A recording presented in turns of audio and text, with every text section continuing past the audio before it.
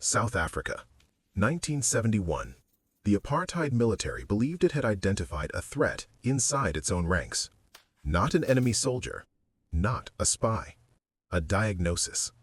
They decided this diagnosis was incompatible with military service, and instead of discharging the soldiers who received it, they built a laboratory, a ward inside a military hospital that did not officially exist. They called it the Aversion Project, and the men who entered Ward 22 did not come out the same. The program was led by Army psychiatrist Dr. Levin. His method was aversion therapy. Soldiers were strapped into restraint chairs with electrodes attached to their bodies. They were shown images on a screen.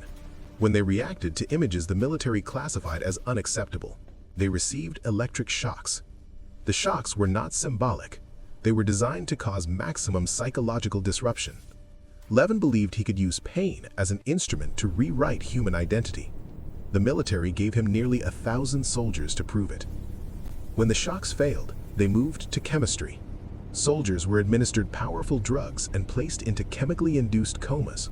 The intention was to strip the conscious identity of the patient completely and reconstruct them according to military specification. They did not consent to what was done to them. Most did not understand what was happening until it was already over. When every intervention failed, the program escalated further. Soldiers were discharged into civilian life with no medical follow-up, no psychological support, and no official records of what had been done to them. The military did not want these men to have records. Records created accountability, and accountability was the one thing Ward 22 was specifically designed to avoid. The project ran for 18 years.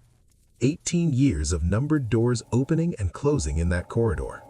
Dr. Levin fled to Canada and continued practicing medicine for decades before finally being struck off the medical register in 2010. The soldiers he treated were never formally acknowledged by the South African military. No inquiry, no apology. The chair is still in the history books, and the men who sat in it are still waiting for someone to say their names.